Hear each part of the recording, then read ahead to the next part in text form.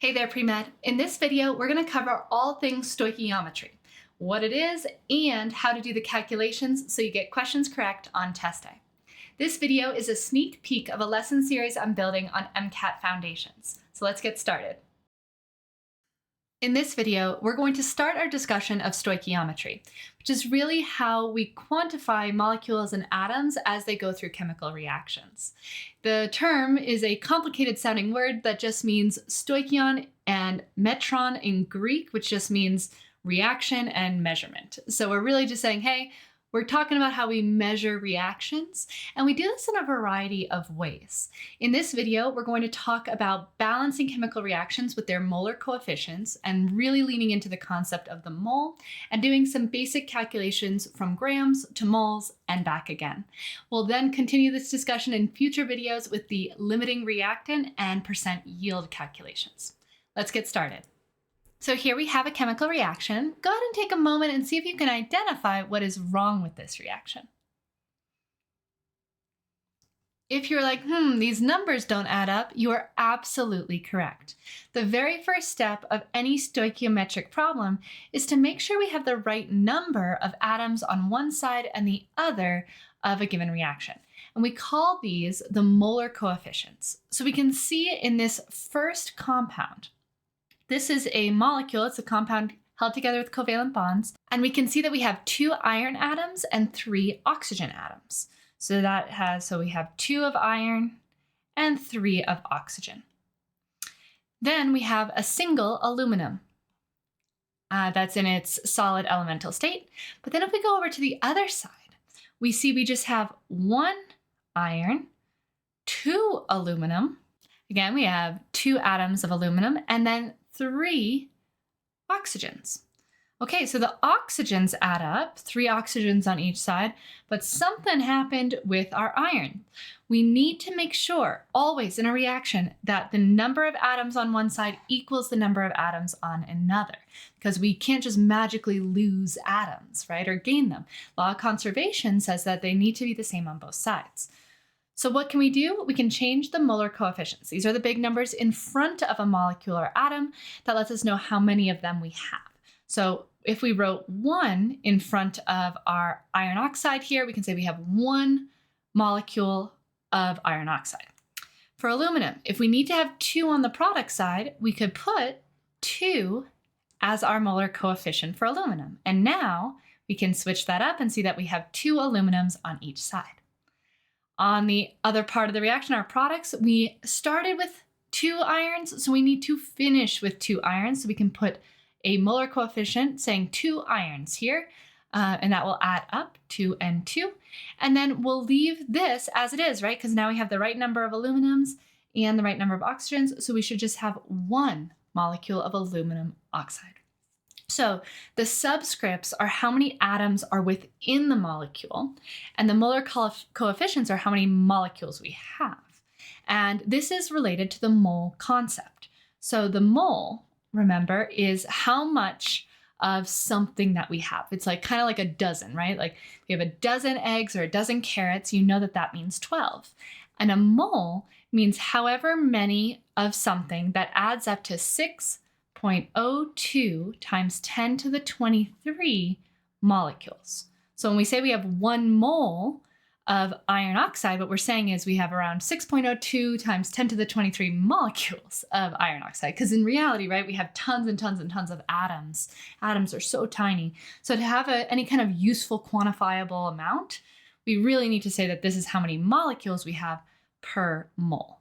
And that is true for aluminum as well, right? However many moles we have of this is 6.02 molecules of times 10 to the 23 molecules of aluminum. Now, as a reminder, this is technically the amount of atoms that we have in 12 grams of carbon.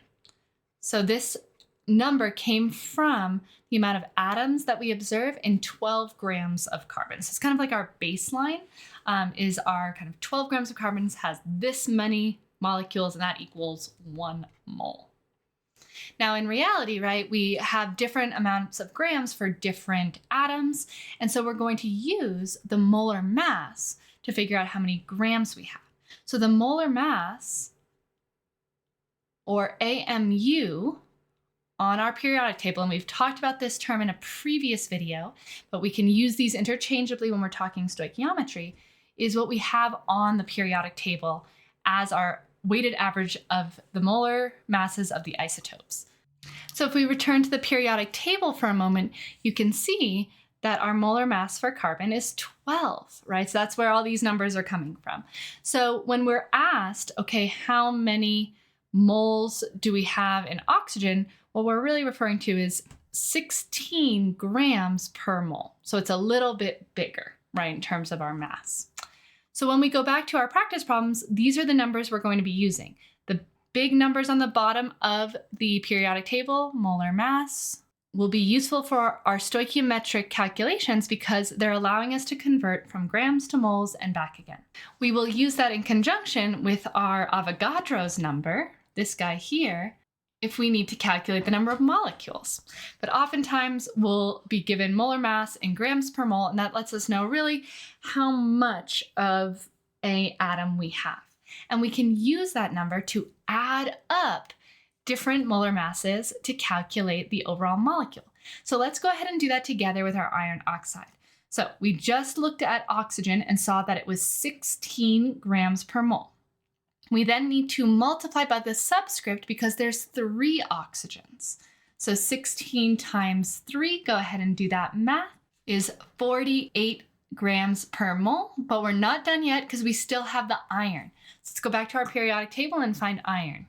Iron is here, 55.8, okie dokie. And then again, we have 2 irons, so we have to multiply that by 2. So go ahead and do that math.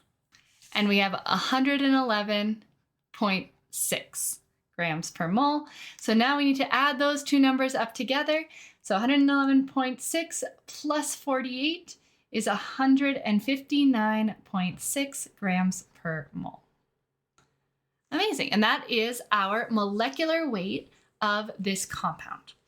Now, the molar mass of a compound is really useful in converting grams to moles because usually, if you've ever worked in a lab, we're not counting out moles, we're counting out grams. We have a scale and we fill the scale in and we go to a certain amount of grams for our reaction. So let's say that we used 80 grams of iron oxide in our reaction. I want to know how many moles that is. So go ahead and we can go ahead and round this guy a little bit. So we'll go up to 160, right? Just to make our math a little easier. And what would we need to do mathematically to get from grams to moles if we have molar mass? Well, the moles is on the denominator and we need to get rid of grams. So we need to cancel them out. So what do we need to do? Divide, all right? So 160 grams per mole. When you divide by a denominator, that becomes the numerator, right? Reciprocal, and the grams cancel out. So now we have 80 over 160, so how many moles do we have? We can cancel out the zeros. 8 over 16 is 1/2, or 0.5 moles. And that's how many moles we have of iron oxide. Now, why would we do this? Because we can actually compare this to how many moles we produce on the other side using our molar coefficients. So we have 0.5 moles of iron oxide, and maybe I ask you, I say, hey, how much iron liquid did we produce in grams? In grams. Well, what we can do is we can now take the molar ratio. So we have 0.5 moles of Fe2O3. And now we can use the molar ratio to figure out how many moles of iron liquid we have. So how do we do that? Well, we need to cancel out the iron oxide, right? So we're going to set this up where we have our molar coefficient, 2 iron on the top. We always put the product on the top because we're trying to cancel out, and this is moles, right? Molar coefficient with our reactant on the bottom. So this will cancel out the amount of moles here and give us the amount of moles of iron. So 0.5 times 2, that just gives us 1 mole of iron liquid. But I asked you for grams, right? I asked you for grams. So now what do we need again? If you said molar mass, you are absolutely correct. We need the molar mass of iron because then we can use the grams per moles again to solve for grams. So let's go back. Where's our molar mass of iron? 55.8, absolutely. So now, well, we have 1 mole, and we want to get to grams. So what do we need to do? Multiply, right? 1 mole times 55.8 grams per mole. It's going to allow us to cancel out those moles. 1 times 55.8 is just 55. I'll put it in green here at the bottom. 55.8 grams is produced if we started with 80 grams of iron oxide. Pretty cool, right? Now, what we're going to do next is figure out, okay, well, what happens if our reaction didn't happen perfectly, right? This is what we call an ideal yield or a theoretical yield, because this is what the moles say that we should get if everything goes perfect. We don't lose anything due to an imprecise reaction. But we all know in reality, right, we're not going to have a perfect reaction, so we might lose some of our initial amount depending on our setup of our reaction. We determine that with our limiting reactant and our percent yield, both of which we're going to do in the next couple of videos. For now, I want you to understand the value of the molar coefficient in balancing reactions, understanding what the mole is and how to find the molar mass on a periodic table, and how to calculate the molar mass of a whole molecule when we have multiple atoms. And then finally, being able to calculate the grams of a product given the grams of a reactant. Let's go ahead and review those steps one more time so you can have them in your notes. Step 1, balance the reaction. We cannot do anything unless our reaction is balanced. Step 2, determine molar mass of reactant compound, whatever that is. If we were just looking at aluminum, all we would need is aluminum's molar mass. Because we had a whole compound here, we had to add them together, right? Step 3, divide grams of reactant by the molar mass of the reactant. Step 4, multiply by the molar coefficient ratio. Multiply that number by molar coefficient ratio, where we put product on top of reactant, right? So the molar coefficient of the product is going on top, molar coefficient of our reactant is going on bottom. Then, step 5, multiply that number by the molar mass of the product of interest. And then you'll have your grams of product. And that was pretty cool. The math itself is pretty straightforward as long as we can go in the correct series of steps and know when to multiply and when to divide using our units. You'll notice I didn't do a full dimensional analysis setup here. I prefer to really go step by step. If you feel comfortable doing all the math in one fell swoop, please feel free to do so. You can set up all of those steps in one line. For me personally, I like to go step by step, calculate, move on, so I don't make any math errors. In our next video, we're going to continue our discussion of stoichiometry with limiting reactants. Happy studying, and I'll see you there. In this video, we're going to continue our discussion of stoichiometry by discussing the limiting reactant and why it's important to make sure that we understand and identify the limiting reactant before continuing to do our stoichiometric calculations. Much like a recipe, the balance of reactants is important. Like when you're making cookies or grilled cheese, if you have 20 slices of bread, but only 3 slices of cheese, you still can only make 3 grilled cheese sandwiches, no matter how much bread we have. That makes cheese the limiting reactant. In chemical reactions, we want to figure out which one is the limiting reactant because we want to use that value when calculating our yield that we did in the previous video. In order to do that, we'll need to calculate with our molar conversions for both reactants before diving into reactants versus products. So let's get started with an example. So here we have this combustion reaction of butane and oxygen producing CO2 and water with nice big molar coefficients. I wanted to practice with big molar coefficients for this practice problem. So let's say, and they'll tell you in a practice question, they'll tell you how much of each reactant in grams we have, because that's usually a known. So let's say we have 25 grams of butane and 25 grams of oxygen. Now, this doesn't tell us very much. It looks like they're equal amounts, but we know, right, that the conversion of grams to moles through molar mass is going to really change how many moles we have. So that's going to be our first step, is to convert both of these numbers into moles, because it's going to be a much more accurate measure of how much we have. Moles are the only way we can compare different molecules and compounds. So let's get started. Go ahead and pause this video and practice with our previous stoichiometric video to see if you can calculate the molar masses of each of our reactants, butane and oxygen. Pause this video and then we'll come back together. Okay, so let's check your work. Carbon has a molar mass of 12 grams per mole, and there are 4 of them, which means that we have 48 grams per mole. And then we have 10 hydrogens, each are about 1 gram per mole. So times 10 gives us 10 grams per mole. So our total here is 58 grams per mole for butane. If you got that right, awesome work. For oxygen, again, we had 16 grams per mole, and then we had 2 of them. So that's going to give us 32 grams per mole. Again, we do not use molar coefficients for calculating the molar mass of a given molecule. We'll use that with our molar ratios in a later step. For oxygen, oxygen has an individual molar mass of 16 grams per mole. We have 2 of them, which gives us 32 grams per mole as our molar mass for our second reactant. Now let's go ahead and calculate the moles. When we go from grams to moles, we divide. So 25 grams divided by 58 grams per mole, and that's going to give us, again, moles on top. And we can round just a little bit, so we know 25 into 50 is going to be 0.5, but 58 is a little bigger. If the denominator is a little bigger, that means our actual number is a little smaller. So I'm going to say this is about 0.4 moles. 0.4 moles coming from our butane. Now let's go ahead and do our oxygen here.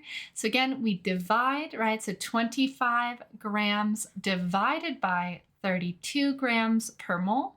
And we can round a little bit. So 25 into 30 is like 5/6. And that's going to give us like a little over 0.8. But again, that 32 makes the denominator bigger.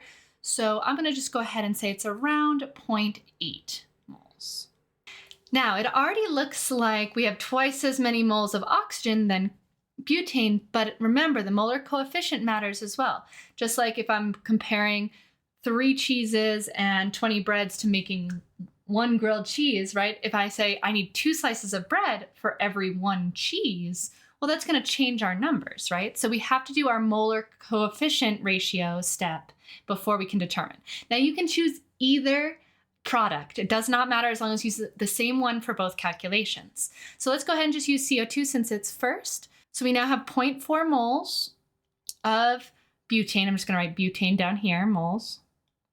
And remember, we multiply with the product coefficient on the top. So 8 CO2 and 2 butane. All right, so 8 divided by 2 is just 4. Right, so 0.4 times 4 is going to give us 1.6, right? 16 and then move the decimal. And again, this is 1.6 moles of CO2. Now let's go ahead and do it for oxygen. We can see that 0.8 moles of O2 multiplied by 8 moles of CO2 over 13 moles of oxygen.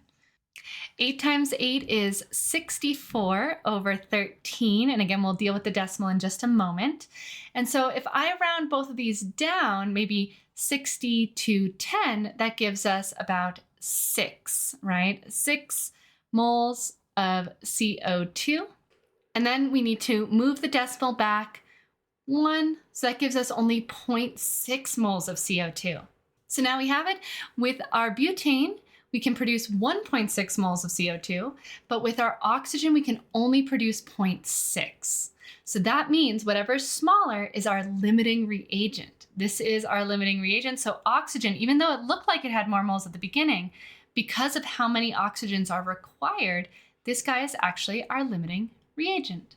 Now you can go all the way to grams for each of these if you wanted. Sometimes questions will ask how many grams we can produce. So at this point, we want to just use oxygen, right? Because it doesn't matter how many grams we could produce with the butane, oxygen is limiting us. So we could, of course, go 0.6 moles, and then we need to multiply by the molar mass of CO2.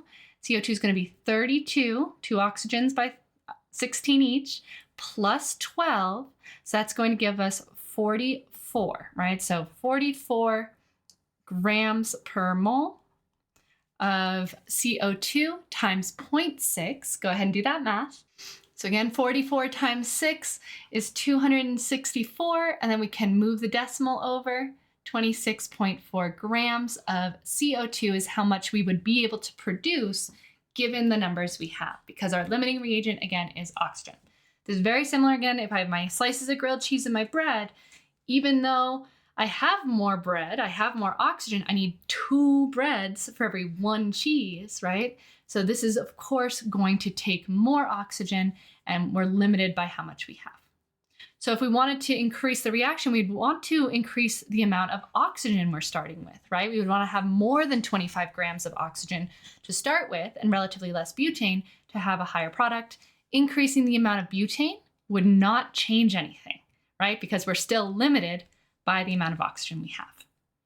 And that is limiting reagents. So again, let's review steps. We're essentially doing the same series of calculations from our original stoichiometry video, the previous video. We're just doing them for each reactant. So step 1, balance reaction. If it's not balanced already, we've got to balance it. I gave you a balanced reaction in this case, but it doesn't always happen. Step 2, calculate molar mass of both reactants. Step 3, calculate moles of both reactants by dividing grams over molar mass. Oh, I'll have to clear up a little bit of room. One moment. Step 4, pick a product, doesn't matter which one, and calculate the moles of the product using mole ratio for each reactant. And then step 5, smallest moles equals limiting reactant. Cool? Okay, so that is how to solve for the limiting reactant. Again, this is usually just a step in solving for a larger problem where they'll ask you maybe how many grams of CO2 are produced. So remember that oftentimes before we figure out how much product is produced, we first need to know which reactant is limiting us so we don't accidentally calculate with the one that has excess, right? In this case, if we had calculated with butane, we would have gotten the wrong value of our CO2 product because we're calculating the excess, not taking into account the fact that it's limited by the amount of oxygen. I hope that was helpful. In the next video, we're going to put it all together with percent yield. We're going to start to finish a reaction stoichiometry where we discover molar coefficients, do our molar mass calculations, find our limiting reagent, and then solve for our percent yield, which is our actual yield compared to our theoretical. I'll see you in the next video, and happy studying. In this video, we're going to calculate percent yield. In order to do that, we actually need to put together all of the skills from our previous stoichiometry videos, and then calculate how much we actually got in a reaction versus how much we should have gotten. So the percent yield is simply the actual yield, what we actually got in our experiment, over our theoretical yield, what the moles say we should have gotten, multiplied by 100%. We can never get 100% in real reactions, so we're usually somewhere under 100% for our percent yield. Let's go ahead through an example, start to finish, and figure out the percent yield of this given reaction. Okay, so we have aluminum oxide, our friend, and carbon producing aluminum liquid and CO2. We have starting materials, 2,000 grams of aluminum oxide. We produced in our laboratory experiment, we measured what we got at the result of the experiment and got 870 grams. Our question is, what is the percent yield? So in order to do that, we got to start with our steps. Very first step always when doing stoichiometric problems is making sure our reaction is balanced. It is not balanced here. So go ahead, pause the video and try to balance it on your own, and then we'll do it together.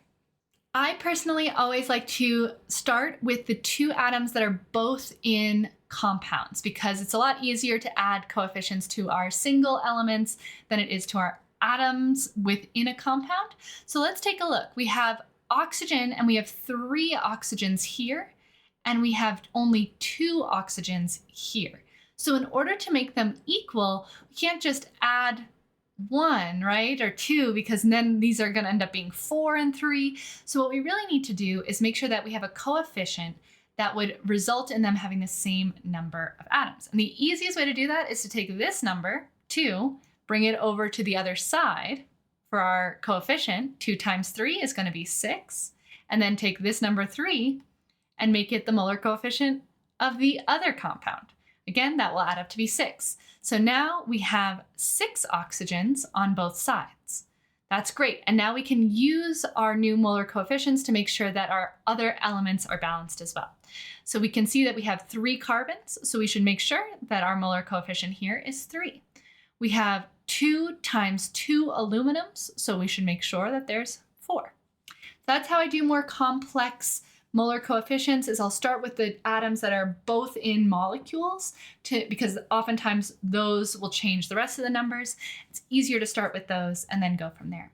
If you end up with really big numbers, like if I had like 4, 6, 8, 6, I could always divide them all by 2 and still get the same values. So it's okay to have big numbers to start with and then simplify them down as needed.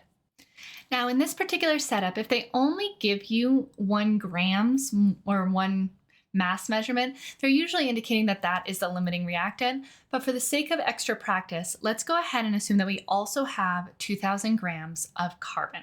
Remember, we can't figure out what our theoretical yield is until we know which reactant is our limiting reactant. So let's start with aluminum, and we'll go 2,000 grams, and then we have to divide by the molar mass. So again, pause this video for practice and calculate the molar mass here. All right, if you did 27 times 2 plus 16 times 3, that's absolutely correct. It's going to be 102 grams per mole. For our sake, we could probably round down to 100. So let's go ahead and do 100 grams per mole. Cancels these out, and that gives us, we just delete these 2 zeros, and that gives us 20 moles. All right, then we need to go ahead and multiply by the molar coefficients. So again, we could choose either. We'll just choose aluminum here since that's going to be where we find our yield. So we can do 20 moles times 4 aluminum, remember always products on top, over 2 aluminum oxide, right? I'll just do that. So that's really 4 divided by 2 is just times 2.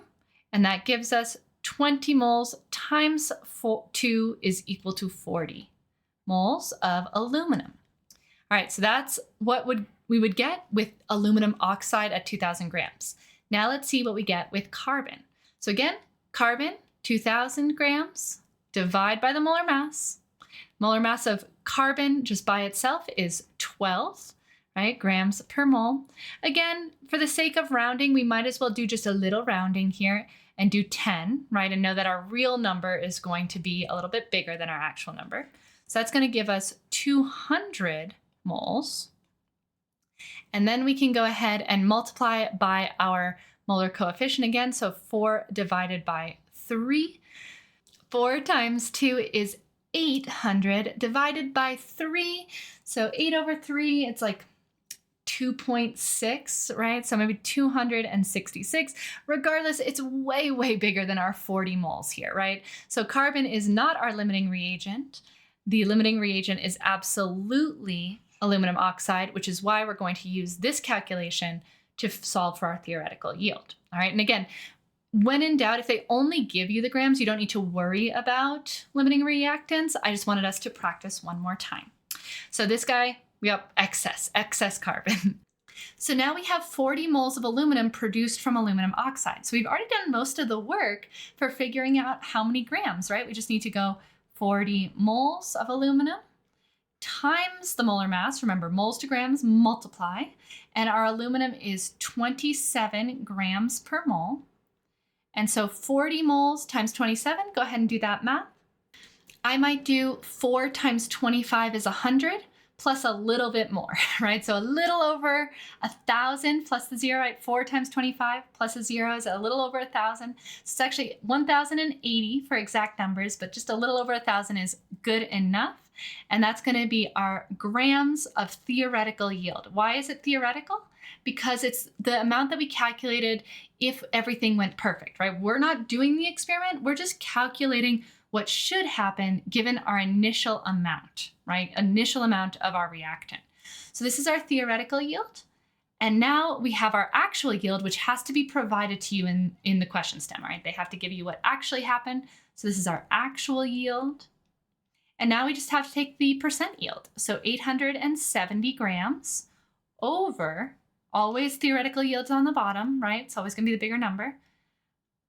And then we're going to multiply by 100 to get to a percentage. So 87 over 108. Again, we could round slightly. Remember, when we're rounding with fractions, as long as you round in the same direction, numerator and denominator, it's going to give us a very similar number. So 80 over 100, well, that's just about 0.8 times 100 is going to give us 80%. So we got just about 80% yield with our aluminum oxide. We got 870 and we were supposed to get 1,080. And that was how we calculate percent yield using all of our stoichiometric skills from the last 3 videos. I hope that was helpful, and you can see how percent yield can let us know if our experiment went well. If we only got 40% yield, we should probably repeat that experiment. If we got over 100% yield, either our math is wrong or our sample is contaminated with something else. This is very useful in real-life laboratory settings, and it's very important that we feel comfortable with the setup and the math skills required to do stoichiometry.